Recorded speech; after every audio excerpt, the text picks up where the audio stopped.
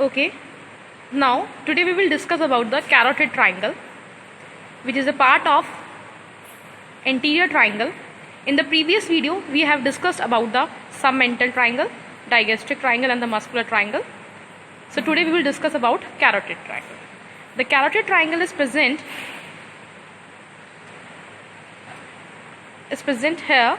It is bounded by anterior superiorly by the posterior belly of digastric muscle, this one, anterior superiorly by the posterior belly of digastric muscle, anterior inferiorly by the superior belly of omohyoid muscle, and posteriorly by the sternocleidomastoid muscle, the anterior border of sternocleidomastoid. So this is carotid triangle. This region is the carotid triangle. It is named as carotid triangle because its important content is the common carotid artery. The floor of the triangle is formed by the middle constrictor of the pharynx and inferior constrictor of the pharynx. The carotid sheath is present as an important content of carotid triangle, in which we have from medial to lateral common carotid artery, vagus nerve and internal jugular vein. In this carotid triangle, the common carotid artery, which is a branch of, this is the right common carotid artery, so it is a branch of brachiocephalic trunk, while on the left side it is a direct branch of arch of aorta. This bifurcate into two parts, medial one as the external carotid and lateral one as the internal carotid artery. This one is internal jugular vein, and in between these two, posteriorly we have vagus nerve. These all three structures are the content of carotid sheath. Now, in the carotid triangle, the external carotid artery gives some important branches. Its three important lateral branch. This one is a superior thyroid artery.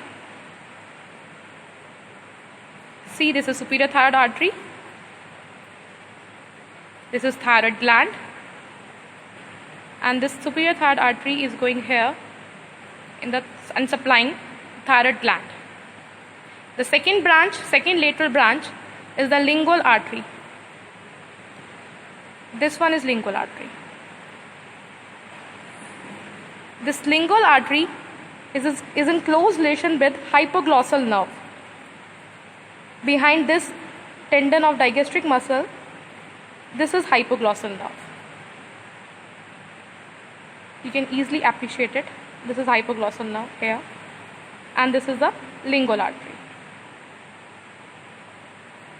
And the third lateral branch is the facial artery, which is also given in this carotid triangle.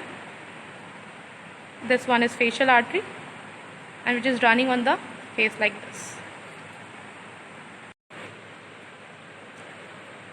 Other than these three branches, superior thyroid, lingual and the facial, two more branches are given in the carotid triangle. They are ascending pharyngeal and occipital. Another content is the internal jugular vein, which is present lateral to artery, and some important nerves like vagus nerve, superior laryngeal branch of vagus, spinal accessory nerve, hypoglossal nerve. These are the content of carotid triangle. At the level of bifurcation of common carotid into internal and external, there is a small dilatation at the termination of this artery, and this dilatation is known as carotid sinus, which acts as a baroreceptor. There is also a small oval reddish brown structure at the point of bifurcation, which is known as carotid body, and which act as a chemoreceptor. So this is all about the carotid triangle, its boundary, its flow, its important content, structure of carotid sheath. Thank you.